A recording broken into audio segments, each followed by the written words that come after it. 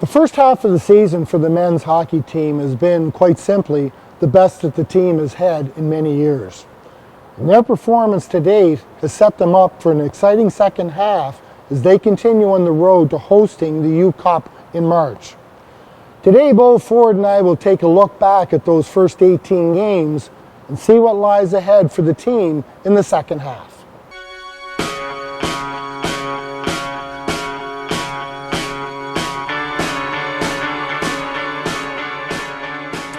So Bo, first half of the season's in the books. From where we sit, life's pretty good in the land of the green and white. A bit of a historical year in a lot of regards. As you look back in that first half of the season, what are some things maybe that stick out for you personally in terms of the team's performance? Well, Norman, it's been a great first half. One that we haven't seen here for a very long time. To be second in the conference, heading into the second half in a year that you're hosting the national championships, a lot of things have to go right. I mean, you have to stay healthy, but from the other side of things, you look back over the last couple of years, especially last year, this is a team that struggled to pick up road victories last year, especially in the first half. This year they lost their first two meetings. It was a little bit of a slow start, and it's funny how that works. UNB could probably characterize the same thing. It was a little bit of a slow start there, and now they're 1-2 in the league. So they've managed to figure it out. But finding a way to win in the road, being 4-0-1 in your last 5 road games in the first half, I think it goes back to the message that we've heard all along from some of the players that you've had on here is, focusing on being in shape, a healthier eating habit, a better eating habit. So that leads to success, in back-to-backs, whether you're traveling to Dalhousie on a Friday night and then back here for a home game. So I think that reaps through in your success on the road, and then to come back up and follow it at home or vice versa. Yeah. The other thing that I think has been very key is discipline. You talk to Forey McPherson, you talk to the group. It's been something that's UPI has probably lacked a lot of in the last couple of years, but to come into this year, I think it was one of the top staples. What do we need to do better to be a successful team? And I look at the discipline. Guys like Drake and Darian Pilon. I thought that last game, against UNB, if there was a chance for those two guys to, maybe boil over, it was there, and I think it went the opposite way, that they were, engaged and they knew that there was an end goal here, and obviously that was winning that game, but to not let bad habits creep back in, in your last game before the first half. So those are two big pieces that I think leads to success, and the other one would be finding a way to win. We talk about it, even those 2 losses off the hop, those were tight Could games. Have been wins. And then from there on forward, it seemed like this team has found a way to win. I mean, Jonah Capriati, he was the story in the first half last year in helping that team find ways to win. This year, he's been really good. He was the feel-good story last year. This year, he's been really good, but I feel like it's the team around him that are finding the ways to win, not him, winning hockey games in a sense. Yeah, and special teams have been good too. I mean, the penalty killing's been outstanding this year, especially. Power play struggled a little bit by times, but penalty killing has been great. Well, it's like any power play that you see, around that ratio of where it is some nights it's really hot and it's really clicking, and when it is, well, you better not take very many penalties against the UPI Panthers. But if they get off to a slow start, and that's one of those things you can work on in the second half, or over the break over Christmas. How do we find a way that if we have a power play or two early in the hockey game and we struggle, to be able to find a way to change that momentum and maybe score a goal or turn the momentum the next time we have a power play? For me, for Bo, something that I've really noticed this year is the team cohesion. Matt Broussard alluded to it earlier. Laz alluded to it. Carson McKinnon alluded to it. That there's really a sense of playing for one another, and I think probably one of the best examples of that might have been when Lucas Fitzpatrick got his first win. Who's the first guy off the bench? Jonah Capriati. Big bear hug going out there, right, and stuff like that. And they were genuinely happy for the guy. But if you look at it, there's guys who've slotted in and out over this lineup over the course of the first half. You look on the back end, Logan Kelly Murphy, Ian Smallwood, Leon Denny. They're moving effective pieces that have slid in and out of the lineup. Go up front, Richard Whitaker's become the Patrice Bergeron of face-offs in the AUA. Who's Forby sending out for key face-offs? For Richard Whitaker. Look at a guy like Ryan Stepien, a guy who's having that adjustment coming into the AUS. Lights it up for the hat trick, scored another highlight reel goal, you know. But again, guys like him that are coming in and filling holes. So, you know, there's that depth that I don't know if we've seen, and I think that's really led to why we're sitting in the position that we are coming into the second half. Yeah, for sure. And then you could probably mention, you know, the top line and a guy like Matt Broussard and Jonah Capriati. But to go to that top line, we talk about it on air a lot, Norman. You know, 5'10" right across the board, pretty much. You know, in TJ Shea, Kyle Maximovich, and Troy Lajeunesse. The thing that makes them so effective for me, it's great. They're scoring goals and they're putting up points, but they're noticed around the league for their workmanlike effort, to be hard on pucks, be gritty, you know, hard to knock off of pucks. All of those sort of things make that characteristic of that top line. And, you know, we say it, you know, this is the best line in the AUS. And for me, it's not because, okay, all the points that they put up, it's because they put those points up and do it the hard way, because they are, you know, 5'10". And then you got a guy like Matt Broussard. We talked about, you know, that void of Owen Hedrick and who's going to fill that void. And I believe it was the game that we had mentioned, you know, we had really called it out, and he gets 4 assists, I believe it was that game. And he's really found a way to find that, you know, offensive side of his game that was always there. And, you know, he talked about it in his interview, you know, focusing on fitness, focusing on healthy eating, those sort of things. He's reaping the rewards. He's getting opportunities now that we're going to talk about further as we get through. But those are the main things. And then, of course, you know, Jonah's that feel-good story. I can't. Gotta give the goalies the love, buddy. It's going to be a storybook ending, and you know everybody's kind of on the edge of their seat to find out how that story ends. And he's been really great. And give Lucas Fitzpatrick credit. I mean, he's bounced back here with 2 shutouts and another win in the process there. So you know it's a really good 1-2 punch. But I think you got to give credit to that top line and Matt Broussard. A lot of credit, you know, for being able to find ways on top of what you touched on, with guys slotting in when you need a big goal, a big hit, a big penalty kill, whatever it may be. And you know, if you look at those rewards too, those guys, 3 of those guys have been rewarded as well with their FISU selection, right? And this year's a little bit different in the sense that there's only 3 eligible. All those 5 guys that we talk about could be legitimate picks, right, or legitimate candidates for that, based on their play. But you know, Matt Broussard and Kyle Maximovich and TJ Shea, all well-deserving, and it's a really great feather in their cap. So, Bo, I wanted to ask about, you know, we talked about how the team has been playing really well, but is there any kind of moment or play or anything that kind of sticks out for you as a highlight for the first half? Yeah, I think it happened on October 21st here at the Bell Alliance Center when St. Mary's was in town. Yes, it's a 9-1 victory. On paper, it looks okay. Easy, but that was the first time that big line was put together. Matt Broussard had a big game. You know, Jonah turned 16 of 17 away. It was a confidence booster for him. And then you chalk up 14 points for TJ, for Kyle, Troy, and Maddie. So it's one of those things like, and St. Mary's was coming in strong, red hot, undefeated. Matt Welsh was the top goaltender, great special teams, and then you put 9 up against them here at home. It was one of those like, okay, we can do this when we put our minds to it. So for me, that was, you know, not a turning point of the first half, but I think that's when they started to figure everything out. Yeah, I think, you know, we've talked on air about, I've been really feeling the love for Drake Pilon this year. You know, you look at a guy, I'll talk a little bit later about him, but, you know, for me, a goal that kind of typified Drake Pilon's first half was a shorty he got in St. X. There's St. X, they're coming along, they're coming back in the game. It's a bit of a seesaw affair, but it was really a Pilon-esque goal.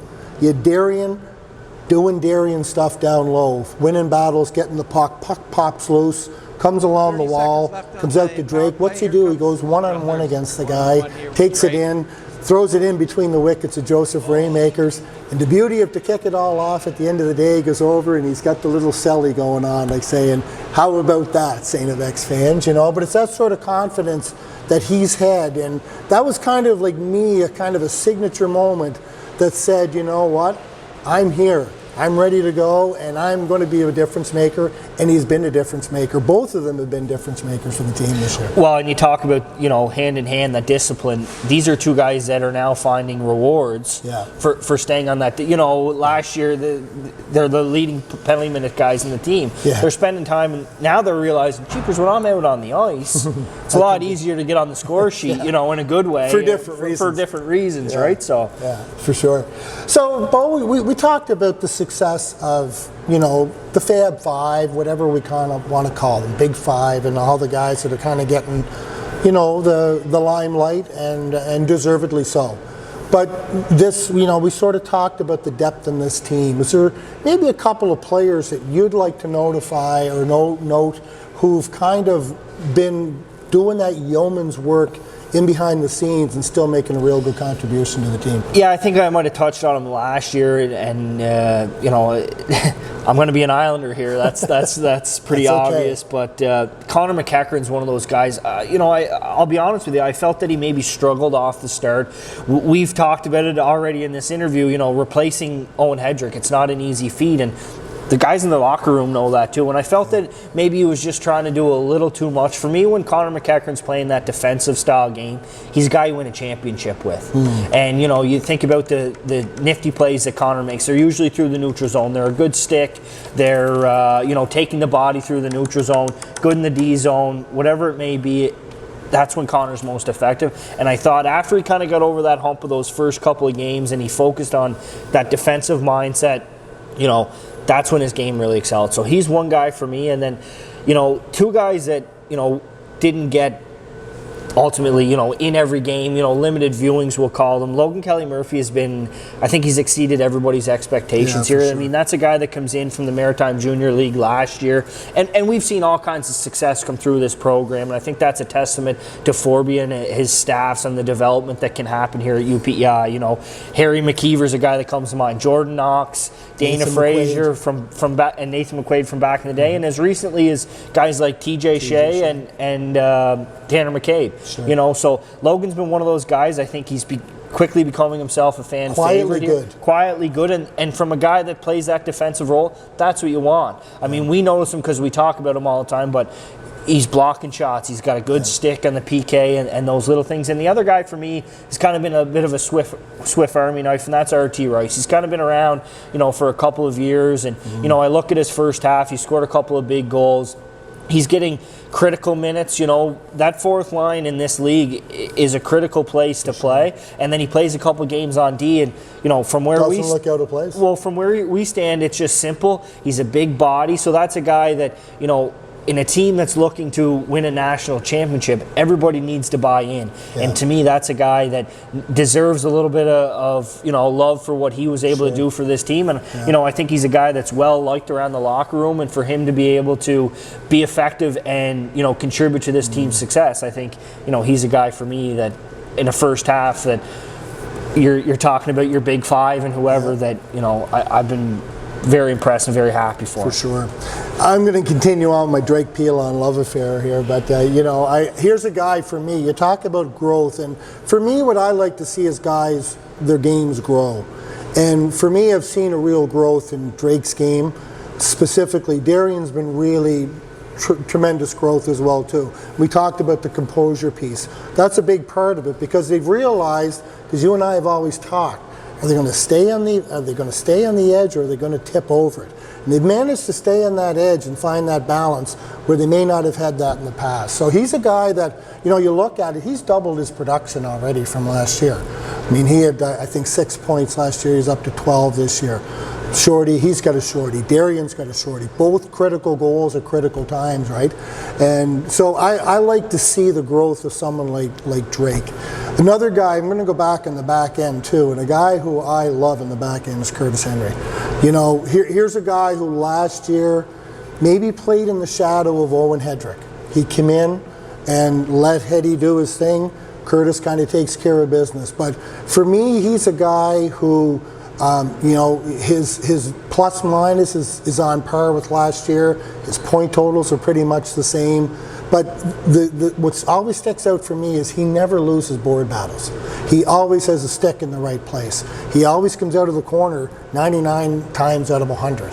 And it's just his composure. His skating seems to be better this year, a little quicker than it was last year. I thought it was a little slower than that, but he's a guy that's really sticking out for me and been a real difference maker on the back end. And as you and I both know, Steady Eddie. Steady Eddie, steady hit. You're right. But you know, and even if you look at it, that game, like he scored the big goal at the one-timer, right, the other night, beauty goal. Can we see a little bit more of that and maybe step up? He's already doubled his production, albeit 1 to 2. Yeah. You know, but the fact is can he elevate a little bit more in the second half as well too? So anyway, those are a couple of guys that stuck out for me. And I guess probably looking at the second half, Bo, you know, we're looking at what? What's the second half? What do you think the second half's going to look like for the Panthers?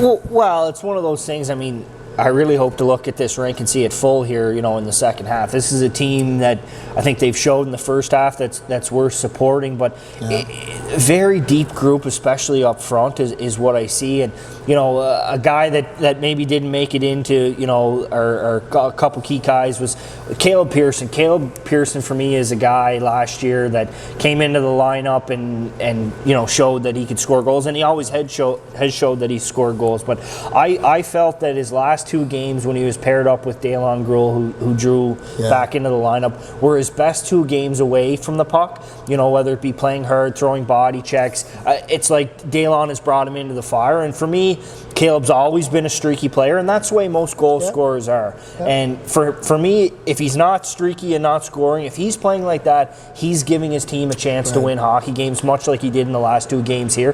The streak's going to come. This guy's going to get hot. The dam's going to break. If it's at the right time, look out. But this guy's a game changer for me in the second half. So if he can find a way to execute, and those goals and those points are going to come, cookies, whatever you want to call them.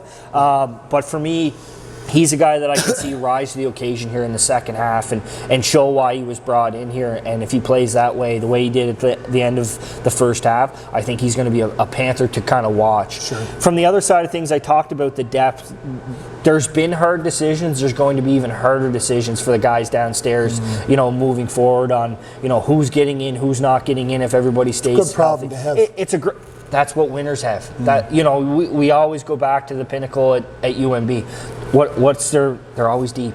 You know, so it's a good problem to have. So who's gonna rise up? Is it a guy like RT Rice that's been playing those minutes that continue to find a way to contribute to his team? Is it a guy like Jordan Maher who's won a championship that can find a way, you know, playing critical minutes, you know, big PK, face-off guy?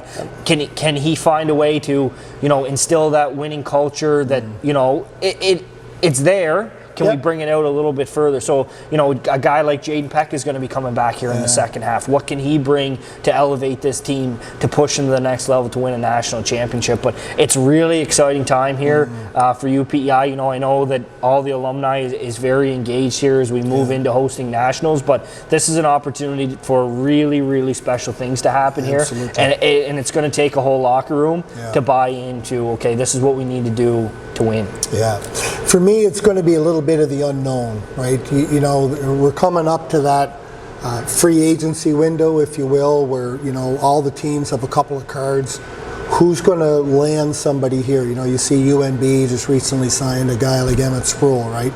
Who else is going to be coming out of the woodwork and be added pieces? That's always kind of the unknown coming into the second half of the year, right? Well, and you talk about that, and, you know, you look at a team like UPI here, I mean, Andrew Pico has been kind of floating around here in first semester, and he's healthy and cleared to play.